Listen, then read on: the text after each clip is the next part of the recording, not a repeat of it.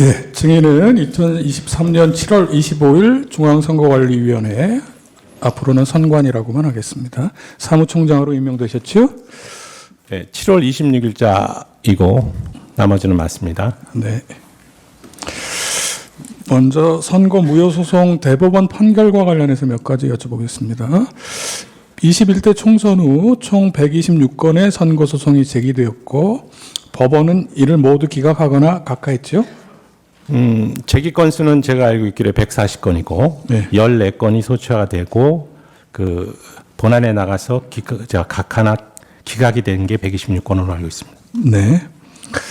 피청구인은 2025년 1월 15일 페이스북에 공개한 국민께 드리는 글이라는 자필 편지에서 선거소송의 투표함 검표에서 엄청난 가짜 투표지가 발견됐다라고 했는데 과거 여러 차례 선거소송 재검표에서 정규 투표지가 아닌 가짜 투표지가 발견된 적은 없었죠?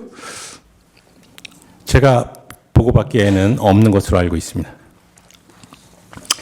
피청구인 측에서 가짜 투표지라고 주장하는 이른바 일장기 투표지, 또 빳빳한 투표지, 신권 투표지라고도 하던데, 그리고 배춧잎 투표지는 제21대 국회의원 선거 인천 연수구을 선거에 관한 소송 재검표 과정에서 나온 투표지인데 여기에 대해 대법원은 2020수 30 판결에서 상세한 이유 설명과 함께 해당 투표지가 별 문제 없거나 사소한 실수, 단순한 기계적 오류에 의한 것이어서 부정선거의 증거가 될 수 없다라고 판결했었지요.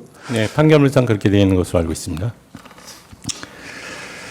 피청구인 측은 또 그 소송에 제출된 통합선거인 명부 사본에 선거인의 성명과 주소가 삭제되어 명부상의 투표자가 실제로 투표하였는지를 확인 검증하는 것이 불가능했다라는 주장도 하는데 당시 통합선거인 명부 사본에 선거인 성명 등이 표시되지 않은 것은 대법원의 문서 제출 명령에 따라 선거인 이름, 주소, 생년을 제외한 생일, 세대주 여부 등 투표자를 특정할 수 있는 개인정보를 제외하고 제출하였던 것이고 규칙 서식에 따라 투표구별로 선거인의 사전투표 여부를 기입해서 제출했으므로 제출된 내용만으로 사전투표자 수의 검증은 가능했던 것이었죠? 네, 그렇게 알고 있습니다. 네. 이번에는 세계기관 합동 보안 컨설팅 실시한 경위와 관련해서 몇 가지 여쭤보겠습니다. 선관위는 2023년 7월 3일부터 2023년 9월 22일까지 12주간 국정원, 한국인터넷진흥원과 3개 기관 합동으로 보안 컨설팅을 실시한 일이 있었죠? 네, 맞습니다. 이 컨설팅 기간을 선관위에서는 7월 3일부터 9월 22일까지 12주간이라고 하는데 국정원에서는 이 기간이 조금 다르게 얘기하기도 하던데 어떻게 된 건지 알고 계신 거예요? 7월 26일 취임 전 상황에 대해서는 정확하게 모르고요. 네. 그래서 아마 준비 기간이 있었고 중간에 그 직접 검증하는 그런 기간이 있었을 것으로 생각이 됩니다. 그래서 그런 차이가 있지 않을까 싶습니다. 준비 기간을 포함시키느냐 네네. 이런 차이일 것으로 생각하신다는 말씀이시군요.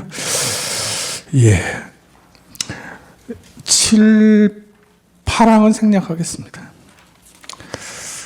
이 보안 컨설팅 그 근거와 관련해서 국정원 쪽에서 국가 그 법령 중에서 정보통신기반보호법 얘기를 하고 있는데요.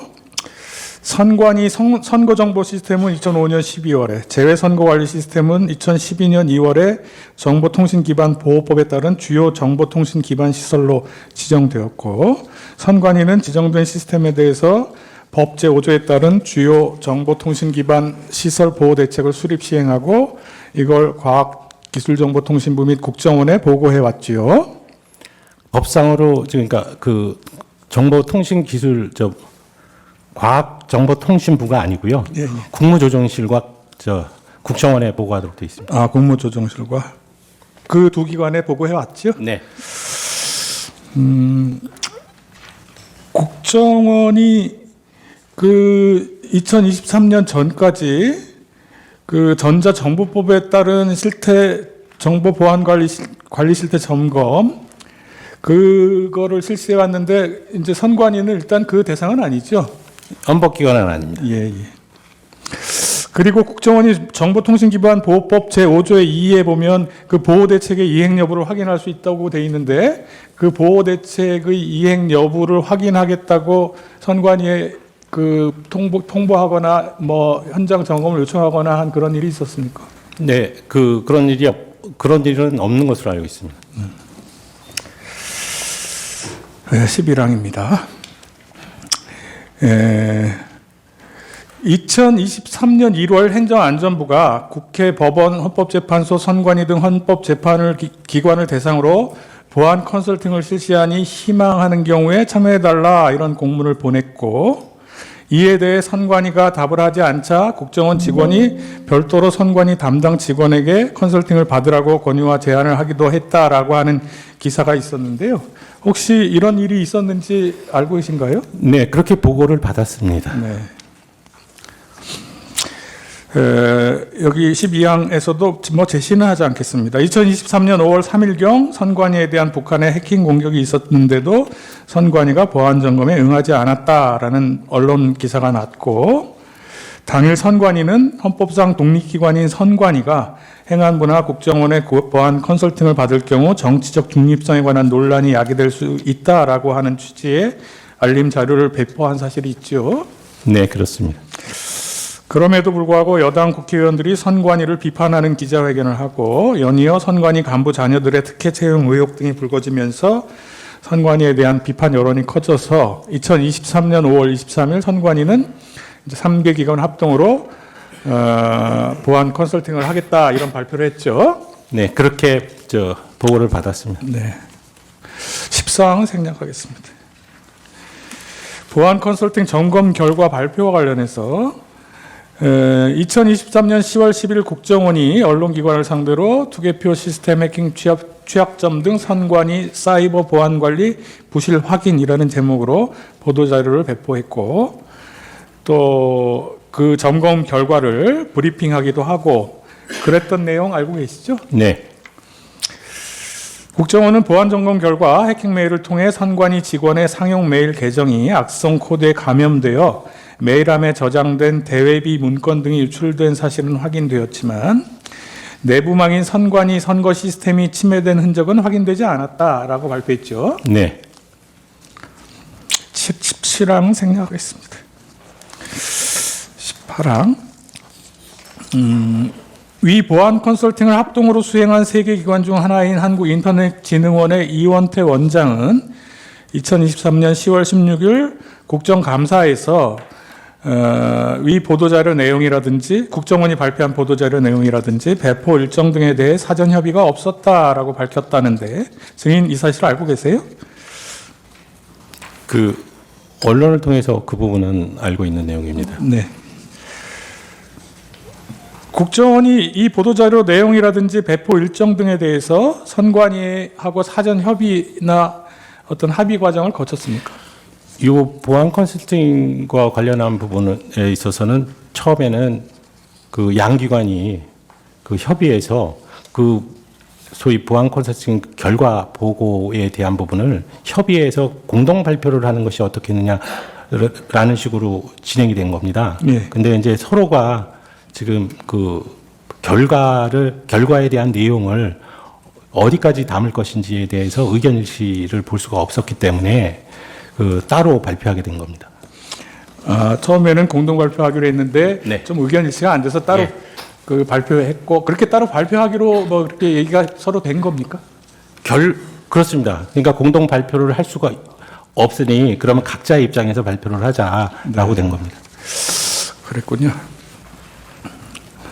그래서 이제 그 같은 날 2023년 10월 10일 국정원도 발표를 했고 선관위도 따로 네. 그 중앙선관위 정보보안 시스템 컨설팅 결과 관련 입장이라고 하는 내용을 발표를 하신 거죠. 네, 그렇습니다. 그 선관위가 발표하신 보도자료 요지는 부정선거 방지 위한 법적 제도적 장치를 배제하고 기술적 부문에 한정해서 실시되었다. 그리고 기술적 해킹 가능성만으로 실제 선거 결과 조작 등 부정선거 실행은 불가능하다.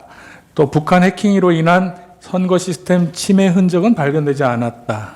시스템 접근, 제어, 통제 강화 등 모든 역량을 집중해서 보안을 강화할 것, 뭐 이런 내용들이었죠. 네, 그렇습니다.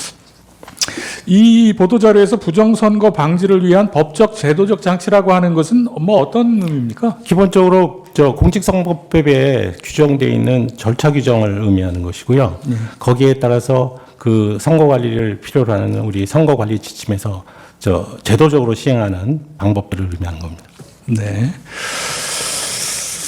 보안 컨설팅의 구체적 점검 방법 관련해서 보안 컨설팅 당시에 선관위는 서버를 포함해서 보유 중인 모든 전산 장비 6,400여 대에 대한 접근 권한을 국정원에 부여하였고, 국정원은 선거 시스템과 관련한 중요 전산 장비 위주로 범위와 대상을 310여 대로 선정해서 보안 점검이 실시됐지요? 네, 그렇습니다.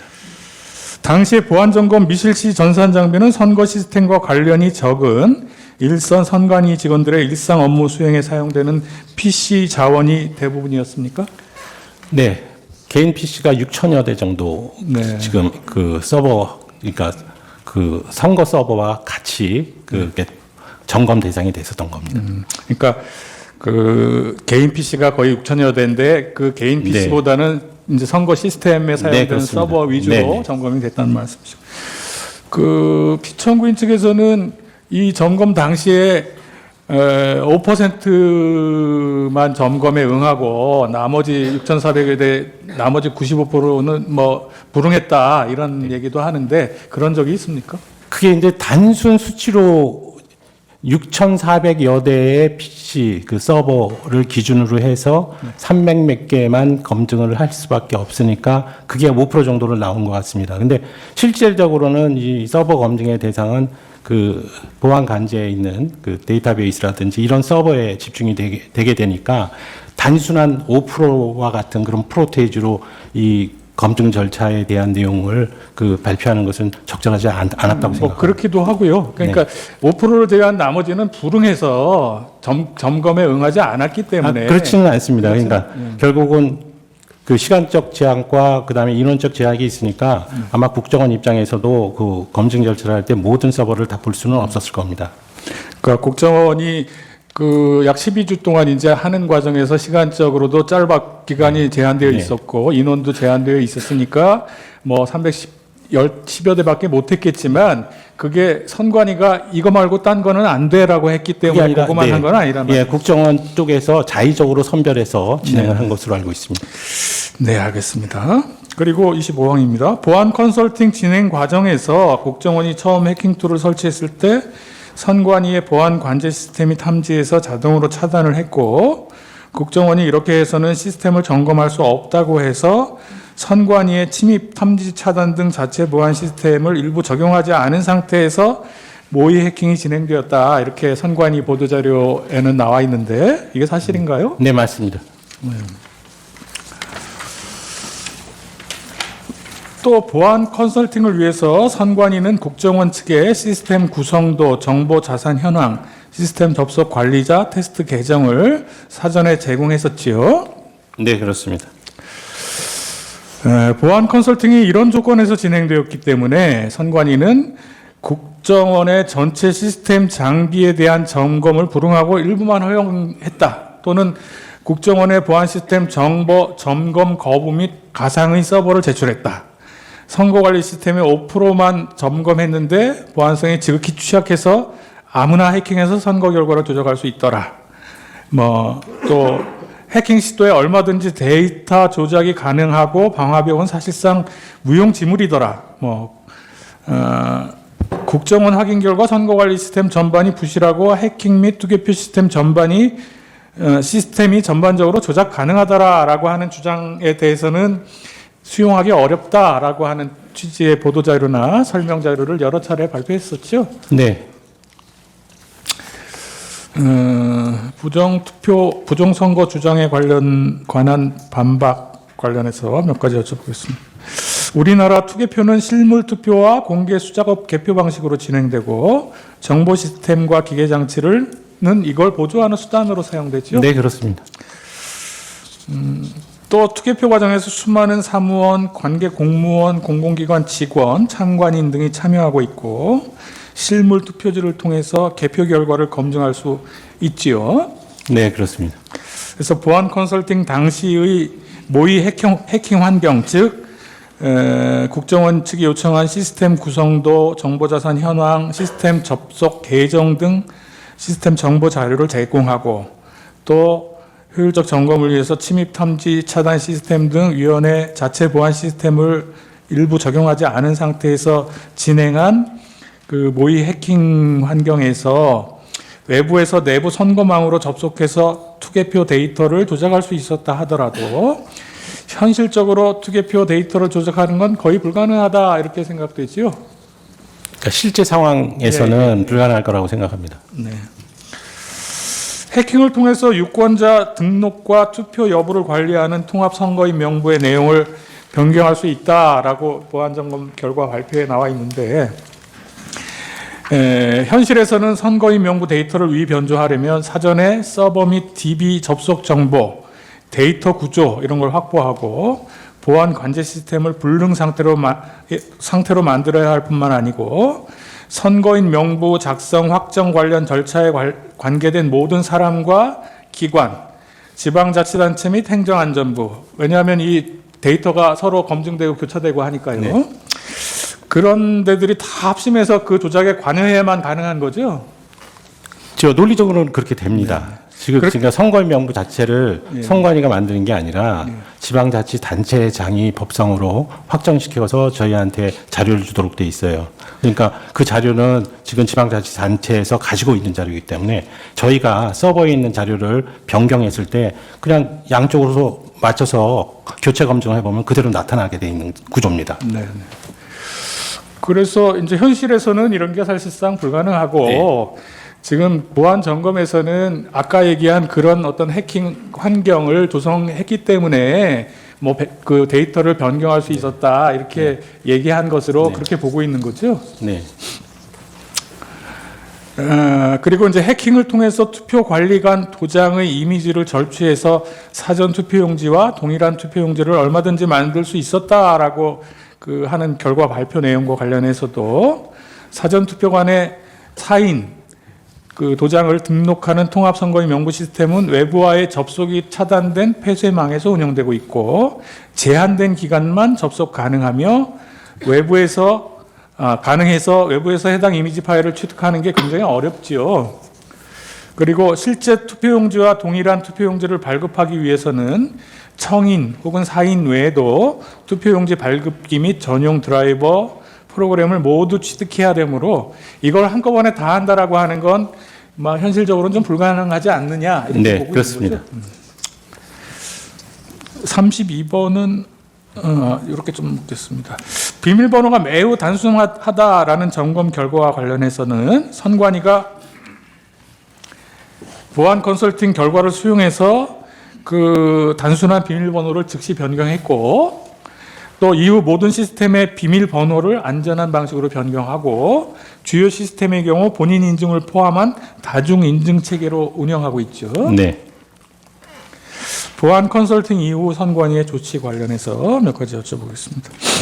선관위는 보안 컨설팅 이후 이행 추진 TF를 구성해서 지적된 취약점을 대부분 조치하였고 이와 관련한 보도자료를 홈페이지에 게시하고 배포했죠. 그렇습니다. 또 22대 국회의원 선거 실시 전에 정당 창관인의 입회하에 2차례 국정원과 합동으로 이행 여부 현장 점검을 완료했죠. 네, 맞습니다. 그렇게 이제 개선 조치를 하고 점검 완료한 후에 이전에 국정원에서 31점인가 나왔던 점수가 다시 이렇게 평가해 보니까 70몇 점까지 나왔다면서요. 71.5로 제가 보고를 받은 것 같습니다. 71.5 정도 나왔습니까? 그러면 어쨌든 그 이전에 비해서 지적됐던 점들이 많이 개선되고 그 보안 수준이 많이 이제 향상된 거네요. 네. 이 보안 컨설팅과 관련한 부분에서 자꾸 부정선거 시비의 그 논쟁거리로만 작동이 되는데 이 선관위 입장에서는 이 지금 보안 특히 서버라든지 보안에 대한 부분이 굉장히 중요합니다. 그 뜻은 부정선거를 방지하기 위한 그런 개념이 아니고 우리 그 지금 법제가 사전투표제라는 것을 운영하지 않습니까? 네. 그러면 선거를 하는데 사전투표제를 운영하게 되면 통합선거인명부, 즉 서버의 도움을 받아서 선거를 치를 수밖에 없는 구조입니다. 그때 이 서버가 공격을 받아서 통합선거인명부의 그 조작이라든지 이런 부분들이 가능해지면 그 자체로 그 해당 선거는 무효입니다. 그렇기 때문에 재선거를 할 수밖에 없고 극심한 사회적인 혼란에 빠지게 되는 겁니다. 그래서 저희 입장에서도 이 선거관리위원회의 이 서버의 보안 문제가 그렇게 중요한 것이고 또 때마침 국정원에서 그와 같은 내용을 점검하겠다고 하니까 서로 이해관계가 이제 맞아서 진행하게 된 사안입니다. 그래서 적극적으로 그 보안 컨설팅에서 지적된 사항에 대해서는 전부 개선해야 되겠다는 것이 우리의 생각이었고 실제적으로도 이 보안 컨설팅 그 결과 이후에 정부에서 상당한 돈을 지원해서 저희 선거 서버를 개선하였습니다. 그런 상황에서 22대 국선이 치러졌기 때문에 저희들 입장에서 계속적으로 이 서버와 관련된 이런 부분에 대해서 계속적으로 부정선거 주장이 지금 계속 이루어진다는 것에 대해서는 굉장히 좀 안타깝게 생각합니다. 네. 선관위가 이 뭐 압수수색을 못한다 뭐 이런 얘기도 피청구인이 하셨던데 선관위는 적법 절차에 따른 수사기관의 압수수색에는 응하고 있지요. 그래서 네, 있죠. 2020년 1월부터 최근까지 경찰과 검찰이 중앙선관위 그리고 지역선관위를 대상으로 하는 압수수색이 181차례였고 윤석열 정부에서 중앙선관위를 대상으로 하는 압수수색도 30차례 있었다라고 하는 보도가 있었는데 맞는 내용이죠? 이 수치에 대한 부분은 지금 압수수색 영장 절차에 의하면 네. 그 영장 사본을 그 피압수수색에 제공하지는 않습니다. 그래서 저희가 영장 사본 등이나 이런 자료는 갖고 있지 않고 다만 거기에 관련된 위원회 내부에서 산출된 그런 보고서 등을 감안한 숫자이기 때문에 그 숫자가 정확하지 않을 수 있습니다. 근데 지금 청구인 대리인께서 말씀하시는 그 정도 숫자는 지금 저희가 되는 것으로 확인했습니다. 네. 서버 점검과 관련해서 이렇게 보안 컨설팅을 하고 이후에 이행 여부 점검을 한 후에 국정원이나 어떤 다른 기관에서 이 서버 점검 혹은 시스템 점검이 필요하다 혹은 뭐 그 보안 점검을 요청했다거나 한 일이 있습니까? 그런 일은 없고요. 다만 지금 그 국정원이 2차에 걸쳐서 이행 점검을 했을 뿐만 아니라 저희들 입장에서도 지금 그 보안이 굉장히 중요하다고 아까 말씀드렸지 않습니까? 그래서 이 우리나라의 진짜 사계의 권위자들을 모시고 선거 시스템 보안 자문단까지 꾸려서 그분들로 하여금 한 번 더 내부적으로 검증을 받고 22대 국선을 치른 바 있습니다. 네. 예. 그러니까 뭐 선관위에서도 그 문제에 대해서는 관심이 많고 자체적으로도 네, 점검을 그렇습니다. 했지만 뭐 국정원이나 다른 외부 기관이 점검합시다 혹은 점검할 테니까 응해라 이런 요청을 한 근데 건 없다는 거죠. 어떤 부분이 더 미진하다라는 얘기가 없었습니다. 네, 네. 기타 사항으로 증인은 2025년 1월 15일 윤석열 정부의 뭐 비상계엄 관련 국조특위에 참석해서 비상계엄 선포와 관련한 계엄군의 선관위 진입, 계엄군의 활동 및 점거 현황, 선관위의 조치 사항 등에 대해서 기관 보고한 일이 있었죠? 네, 그렇습니다. 어떻습니까? 중앙선거관리위원회 사무총장으로서 2024년 4월에 치러진 22대 국회의원 선거가 그 부정선거라고 하는 거에 대해서 어떻게 생각하세요? 제가 2023년 7월 26일 지금 외부에서 사무총장으로 들어오게 된 그 동기가 기본적으로 21대 그 국선이나 대선을 거치면서 확대됐었던 부정선거론의 상황 하에서 어떻게 22대 국선을 제대로 잘 치를 수 있겠느냐라는 그런 문제 하나하고 그다음에 선관위의 그 고위직들의 그 자녀 부정 채용 의혹에 따라서 선관위 그 인사제도라든지 그 조직의 그 비리 개선을 해야 된다는 그런 목적하에 두 가지 명제를 소명으로 받고 이 자리에 들어왔습니다. 그렇기 때문에 22대 국선을 치르기 위해서 나름 많이 제 스스로는 진짜 열과성을 다했다고 생각을 하고요. 그 사이에 그 부정선거 그 주장을 하시는 분들의 의견도 많이 경청을 했습니다.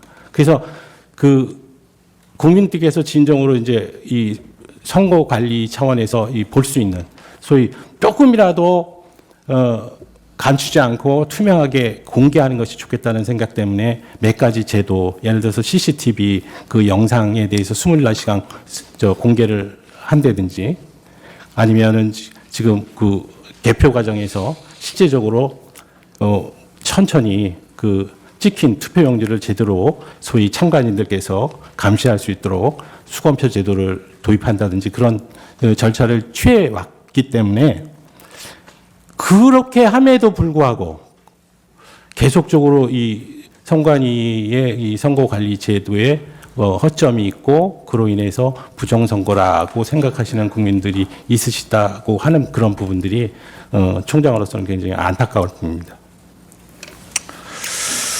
예. 이상합니다. 1분 남겨놓고요. 네, 저희 준비한 제주신문 전에 한 두 가지만 간단하게 좀 확인하겠습니다. 아까 앞에 저희 측 주신문에서 그 2023년에 국정원하고 그 3개 기관 합동으로 보안 점검할 때요. 네. 그때 선관위에서 제공한 게 전산 장비가 전체 개수가 6,400여 대였고, 근데 이 중에 개인 PC가 6,000여 대라고 하셨지 않습니까? 네. 그렇습니까? 그러면 그 나머지 400여 대는 서버라고 보면 되는 겁니까? 그 지금 이런 소송 과정에서 사실은 이게 다 이게 대비 그 비밀 사항이에요. 서버 개수라든지 이런 것들. 그래요? 그래서 뭐 이렇게 하는데 네. 지금 말씀드리는 6,000여 대 그 PC라는 뜻은 저희 직원이 3,000명 정도 됩니다. 네. 그런데 직원이 사용하는 그 PC가 내부망과 많이 분리가 외부망 돼 있으니까. 두 대의 PC를 사용하니까 네. 그렇게 대충 계산을 한 겁니다. 네, 알겠습니다. 그러면 실제로 국정원에서 보안 점검하면서 봤다는 그 5% 300여 대겠죠, 그러면. 그 300여 대는 개인 PC도 포함되어 있고 서버도 포함되어 예, 있고. 서버도 포함되어 있는 겁니다. 네, 알겠습니다. 그리고 이건 뭐 선거하고는 관계없는 얘기인데 확인차. 이 계엄 당일날 선관위에 여기저기 지금 저 뭐 과천청사도 그렇고 관악청사, 수원, 연수원 다 군이 들어왔지 않습니까? 그거는 저희 CCTV로 다 확인한 내용인데 확인차 여쭤보면 그 당시에 선관위에서 군 투입 요청을 한 사실은 전혀 없으시지요? 네, 없죠. 예. 네, 이상입니다. 준비한 것 이어서 묻겠습니다. 증인은 2023년 7월 25일에 사무총장으로 26일입니다. 26일에. 예. 그렇다면은 아까 주신문에 있었던 7월 3일부터 2023년입니다. 9월 22일까지의 국정원 비롯해서 3개 기관 합동으로 했던 보안 컨설팅은 결국 사무총장님이 다 하신 거네요, 증인께서. 거의 대부분. 제가 한 거는 아니죠. 아, 물론 그렇죠. 예. 네. 계실 때 진행된 거죠. 뭐 그렇다고 예. 할 수 있습니다. 뭐 아까 그 국정원에서 증인으로 나오셨는데 이제 그분께서 말씀하신 게 원래 증인께서 사무총장이 되시기 전까지는 선관위에서 협조가 잘 안 돼가지고 점검이 잘 안 됐었는데 증인이 취임한 이후에 협조가 돼서 그때부터 점검이 시작되었다 이렇게 말씀을 하셨거든요.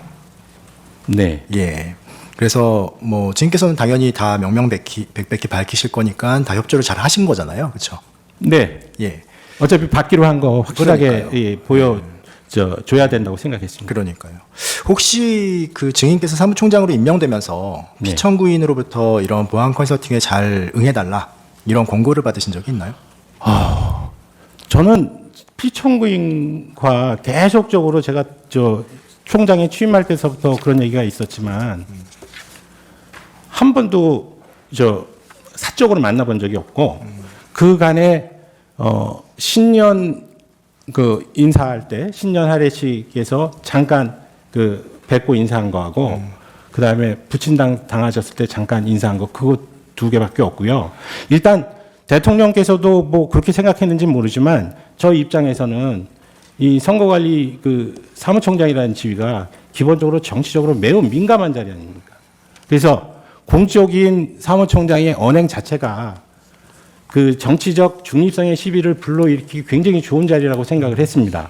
그래서 예. 저 스스로가 그 소위 공적인 그 사무총장이 해야 되는 업무 이외의 것은 절대 안 하겠다는 생각을 했었고요. 아니 왜 제가 여쭤보느냐면요. 아까 주신문 하실 때 그 사무총장 임명되시면서 두 가지 소명을 갖고 시작을 하셨다. 근데 네. 그 중에 하나가 부정선거 의혹을 잘 해명하겠다라고 하는 네. 거라고 말씀을 하셔가지고 그러면은 취임 당시부터 이 부정선거 의혹을 내가 사무총장으로 가면서 이거를 해소를 하겠다라고 마음 먹으셨다는 거잖아요. 근데 그거를 그동안에 계속 네. 법조인으로 계시다가 선거 그 관리위원회에 사무총장으로 바로 임명이 되셨는데 네. 그런 생각을 바로 하실 수 있을까 싶어가지고 혹시 권고 같은 게 있었나 여쭤보는 거예요. 당시 저 사법연수원장을 하고 있었을 그렇죠, 때고요. 사법연수원장, 예. 그 지금 그때 그 저한테 권유를 하신 분이 지금 현재 노태학 그 위원장하고 그다음에 그 선거관리위원회 상임위원이신 분이 공교롭게 저하고 연수원 동기입니다. 다 16기. 그래서 잘 아시는 분들이에요. 아. 근데 아마 저한테 그 권유를 하시기 전에 외부적으로 외부에서 사무총장을 이제 모셔와서 이 난국을 타개해야겠다는 생각을 하셨던 것 같아요. 아, 알겠습니다. 그런데 예, 시간이 없습니다. 자꾸 죄송합니다. 나머지 분들이 전부 이렇게 응해주시지 않으니까 저한테 와서 좀 어려운 일이니까 좀 도와달라고 얘기를 하는 과정에서 그런 얘기들이 다 나오고 네네. 그 알겠습니다. 예. 죄송합니다. 시간이 없어가지고요. 그 보안 컨설팅 2번 받으셨잖아요. 그렇죠. 보안 컨설팅 이후에 이행 현장 점검 2번 받으셨잖아요. 네, 그렇습니다. 그렇죠. 그리고 그때 적정성 점수가 31.5점에서 71.5점으로 향상됐다. 바로 향상된 건 아니고요. 어쨌건 예, 22대 쭉, 전까지. 예, 그랬는데 그 피청구인은 2024년 12월 12일자 담화문에서 지난 24년 4월 총선을 앞두고도 문제 있는 부분에 대해 개선을 요구했지만 제대로 개선되었는지 알 수 없다. 네. 이렇게 말씀을 하셨거든요. 예. 근데 지금 점수가 72.5점까지 향상이 됐으면 개선이 된 거 아닌가요? 저는 됐다고 생각을 그렇죠. 했습니다. 그러면 예. 이런 개선 상황이 피청구인한테는 보고가 안 됐나요? 그러니까 선관위에서 직접적으로 대통령한테 보고할 사항은 아니고요. 누가 보고해야 되나요? 아니, 그러니까 국정원이 그 이행 점검을 했으니까 당연히 국정원에서 보고를 했다고 생각을 한 했어야 거죠. 되겠죠. 네. 예. 근데 지금 피청구인이 이렇게 담화문에서도 개선이 됐는지 알 수 없다라고 하는 걸 보면 보고가 안 된 모양이죠. 그건 모르겠습니다. 그 지금 계속 문제가 되고 있는 인천 연수구 을 선거무효 소송 그거에 네. 관련해 가지고 여쭤볼 건데요. 요게 지금 잘 보이시나요? 요게 지금 그 선거무효 소송에서 원고 즉 민경욱 의원 전 의원 쪽에서 주장하신 내용을 간략하게 지금 요약을 해 본 겁니다. 요 보시면은 투표 단계에서 미리 투표 결과 후보자별 투표수의 대강을 확정하고 그리고 두 번째로는 그 투표 단계에서 이건 사전 투표 단계인 것 같은데요. 선관위 서버를 먼저 조작을 합니다. 그래서 사전 투표수를 부풀려야 돼요. 그리고 세 번째로 위조된 불법 사전 투표지를 다량 제조한 다음에 사전 투표함에 미리 투입을 해놔야 됩니다. 그리고 개표 단계에서는 투표지 분류기를 먼저 조작을 해야 돼요. 그리고 선관위 서버를 조작해야 되고 그리고 그날 투표된 실물 투표지에 대해서 개표 상황표 수치랑 결과 공표 수치를 모두 조작을 해야 됩니다.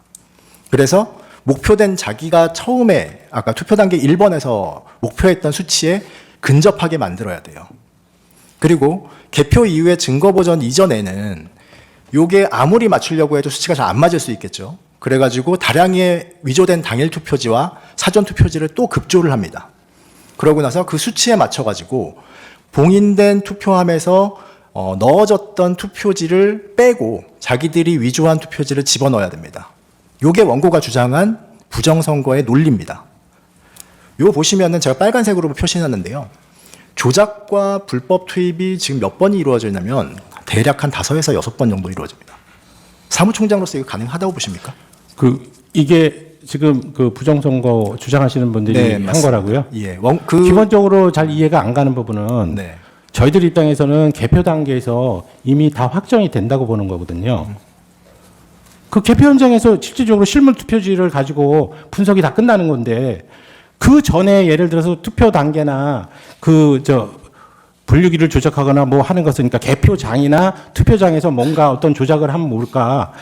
그 개표 상황표가 확정되는 순간 다 끝나는 건데 그 이후에 뭐를 더 어떻게 한다는 건지 잘 모르겠어요. 그러니까 불가능하다고 보시는 거죠, 결국은. 그러니까 이런 이론들이 잘 제가 아무리 그 보더라도 이 이론이 성립하지를 않으니까요. 예. 그리고 지금 공직선거법에 따르면은 투표나 개표 현장에는 정당 후보자들이 선정한 참관인들이 4명에서 8명 투표소마다 들어가게 돼 있죠. 돼 인원수요? 있습니다. 예, 예, 예. 네, 법상으로 참관인이 참관인 최소 4명에서 네, 최대 8명까지 규정되어 들어가게 돼 있습니다. 있습니다. 근데 이게 모든 정당과 모든 후보자가 각각 추천을 할 수가 있는 거죠. 네. 예. 그런 각각의 이해관계인들이 잔뜩 모인 곳에서 저런 투표 조작 사태가 벌어질 수 있다고 생각하십니까? 그러니까 이게 조금 저희들이 쉽게 동의 못하는 이 시나리오 구조거든요. 거기다가 그래서- 잠시만요. 거기다가 바로 이 대법원 사건에서는 그 부정투표를 주장하시는 분이 사전투표용지 일련 번호 QR코드가 조작됐다 이런 주장도 또 하셨어요. 네. 그래가지고 사전투표지 45,565표 요거를 부정투표를 주장하시는 분이 제공한 프로그램을 이용해서 검증을 합니다. 그랬더니 그 검증 결과 선관위가 부여한 일련 번호랑 다 일치한다는 결론이 나왔어요. 그 계속 말씀드리는데 그거는 이 선거 소송을 통해서 이미 확정된 그 사실관계나 판단이에요. 네. 그런데 선관위 사무총장을 불러놓고 그런 내용에 대해서 자꾸 질문하는 게 예. 그게 무슨 의미가 있을까 싶습니다. 그러니까 여기까지만 제가 네. 부정선거에 대해서 여쭤보겠습니다. 종합해서 하나만 여쭤볼 건데요. 피청구인은 2025년 1월 15일에 자기 페이스북에다가 자필 편지를 올렸습니다. 네, 거기서도 부정선거를 주장했습니다. 그리고 이 사건에서도 답변서를 통해 가지고 부정선거 의혹을 계속해서 제기를 하고 있습니다. 심지어 그게 자기의 비상계엄 원인이라고도 합니다. 그런데 그런 주장 내용 전부 다 방금 보여드린 그 대법원 판결 사안에서 전부 다 제기된 의혹입니다. 즉 아까 증인께서 잘 말씀해 주셨듯이 전부 다 21대 총선에서 문제된 거죠. 네. 네. 그러면은 지금 증인이 사무총장으로서 치른 22대 국회의원 선거에서는 부정선거 있었나요?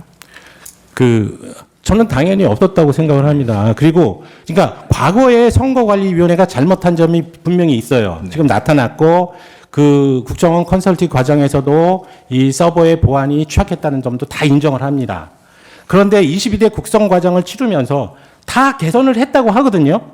그렇다면 적어도 계속적으로 부정선거 시비 논란을 가져오기 위해서는 22대 국선에서도 그럼 어떤 일이 있었냐. 그 서버나 이런 부분들 보안 대책을 다 수립했는데도 불구하고 어떤 점이 부족해서 어떤 사태가 일어났고 실제적으로 CCTV 투표함 24시간 CCTV 전부 공개 조항이나 아니면 수검표 과정을 도입했음에도 불구하고 개표 과정, 투표 과정에서 어떤 문제점이 발생을 했냐. 예. 이런 부분들이 논의가 됐으면 좋겠는데. 예, 거기까지만 일단 네. 좀 듣겠습니다. 충분히 전달은 된 것 같고요.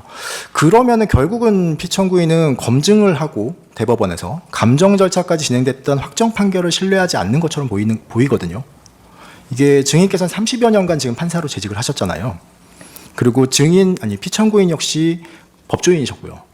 그런데 이렇게 대법원 확정 판결도 믿지 못하겠다는 이런 피청구인의 주장을 어떻게 생각하시나요? 피청구인이 그런 주장을 한 적이 있나요? 네, 아까 말씀드렸다시피 1월 15일자 자기 페이스북에서 그렇게 말씀하셨습니다. 그 내용에 대해서는 잘 모르겠습니다. 네. 어쨌든 지금 21대 국선이나 뭐 이런 부분을 가지고 이제 저한테 말씀을 하시면 저는 대법원 판결로 그 사안은 전부 밝혀졌다라고 말씀드릴 수밖에 없는 내용이고요. 한 가지만 예. 죄송합니다만. 그러면은 지금 피청구인은 계속 주장하는 게 증인도 인정하시다시피 21대 선거가 부정선거라고 해서 지금 이 사건 비상계엄을 했다는 거거든요. 근데 21대 선거라고 하는 거는 지금 상황에서는 과거의 사실인 거죠. 그렇죠. 그럴 수밖에 없지 예. 않았습니까? 그런데 판사를 하셔갖고 잘 아시겠지만 비상계엄 선포는 전시사변 또는 이에 준하는 비상사태가 현존해야 되는 거죠. 그 부분 질문을 안 하시는 것으로 하시죠. 예. 알겠습니다. 자, 그렇다면은 증인은 죄송한 말씀이시지만 피청구인과 대학 동기시죠. 대학 동기는 예. 맞습니다. 그리고 근데 피청구인이 지금 주장하는 부정선거 의혹에 대해서 증인에게 물어보거나 확인을 요청한 사실은 한 번도 없었죠. 네. 네. 근데 증인께서는 이런 부정선거 의혹 제기에 대해서 여러 번 선관위 보도자료를 내면서 반박을 하셨죠. 네. 네. 그런데도 지금 피청구인이 계속 부정선거를 주장하는 것은 결국 선관위 설명도 못 믿겠다는 거죠. 결국은 그렇게 되기는 합니다. 예. 이렇게 보면은 피청구인은 지금 국회는 반국가 단체다. 대법원도 못 믿겠다. 선관위도 못 믿겠다. 지금은 이 사건에서 헌법재판소도 못 믿겠다. 심지어 친구인 증인도 못 믿겠다. 이러는 건데 이 정도 되면 피청구인은 우리나라의 정상적인 시스템은 전부 배척하고 있는 거 아닌가요? 적절하지 않은 질문인 것 같습니다. 알겠습니다. 여기까지. 네. 피청구인 대리인께서 그 강조하신 그 일장기 투표, 네. 예, 그 인천 연수구에서 민경욱 전 의원이 하신 일장기 투표인데 그게 그 연수구에서 그 표차가 1,900여 표차였고 아까 말씀하신 일장기 투표가 294표였는데 그 중에 원고가 오히려 137표가 무효가 되고 그 소외 후보는 111표가 무효돼서 오히려 이제 원고한테 불리한 결과가 되고 결과적으로 선거 결과에 아무런 영향을 미치지 못해서 결국 선거 무효 소송이 기각이 되지 않았습니까? 그 판결문에 그렇게 돼 있는 것으로 알고 있습니다. 예, 그러니까 지금 피청구인께서는 많이 강조하셨지만 제안하겠습니다. 예. 예. 지금 이제 원래는 답변을 안 하시려고 했던 부분인 것 같은데 그 부분 질문이 나와서 저도 한 가지만 좀 여쭤보겠습니다. 지금 과천청사에 계엄군이 들어와서 전산실 확보한 거는 맞죠. 저쪽에서는 사진만 지금 찍었다고 하시는데 실제로 그 전산실에 있었던 당직 직원 밖으로 나오게 하고 거기 그 앞에서 핸드폰 뺐고 그리고 전산실 확보하셨잖아요. 네, 확보했잖아요. 기본적으로 그렇죠? 행동 통제를 받은 건 예, 맞습니다. 맞습니다. 예. 그리고 당직실에 들어와가지고 당직 쓰고 있던 그 직원들을 당직실에 감금했던 것도 맞죠. 뭐 거기에서 행동 감금이란 통제- 용어는 예. 뭐한데 하여튼 행동 통제를 예, 받은 건 맞습니다. 예. 거기서 유선 전화도 다 전원 차단해 갖고 외부 연락 끊은 것도 맞죠. 네, 외부 연락을 끊어서 제가 그 계엄군이 진입했다는 사실도 모르고 그렇죠. 있었습니다. 예. 원래는 당연히 그 직원들이 사무총장님께 전화를 해서 그 사실을 알렸겠죠. 당연히 그랬겠죠. 그렇죠. 그리고 알렸으면은 당연히 사무총장님도 뭔가 조치를 취하셨겠죠. 뭐 어차피 그 TV를 보고 제가 먼저 선 조치를 취하게 된 건 맞습니다. 그러니까 어쨌든 그 행동 통제를 받은 건 맞기 때문에 네. 그때 혹시 지금 선조치를 취하셨다고 했는데 어떤 조치 취하셨는지 뭐 말씀해 주실 수 있을까요? 일단은 제 생각에는 뭔가 어떻게 해야 되는지 그래서 계엄군이 진입했다는 사실은 보고가 없었으니까 모르고 다만 국가적인 그 큰 일이 벌어졌으니까 선관 입장에서는 어떤 사후 대책이 필요한가 싶어서 일단 실국장들한테 연락을 해서 이 부분에 대해서 뭐 모여서 회의를 할 거냐 아니면 어떻게 할 거냐 이런 부분에 대한 소위 그런 의견을 유선상으로 나눴습니다. 최종적으로 지금 이제 법조인도 30년 이상 하시고 그리고 선관위 사무총장도 하시고 계신데 지금 이렇게 계엄군이 선관위에 무작정 들어와서 피청구인은 뭐 서버 점검이었다 뭐 이런 변명도 하시는데 이런 상황이 선거관리위원회의 어떤 독립성이라든지 이런 부분에 대해서 어떤 침해를 갖고 온다고 생각하시나요? 기본적으로 공직선거법에도 있고 저희 그 우리나라의 불행한 역사에 의해서 선거관리위원회가 다른 외국과 달리 헌법기관화돼 있다는 사실입니다. 그렇기 때문에 그 특히 그 군부 권력이라든지 이런 부분들이 이 선거 관리에 영향을 미치는 것은 극도로 제한이 돼야 된다. 제한이 아니라 있을 수 없는 그런 상황인 겁니다. 그래서 계엄령이 선포가 돼서 적법한 계엄 하에서도 선거 관리는 군부의 그 업무가 이관되지 않습니다. 네, 제안하겠습니다. 네.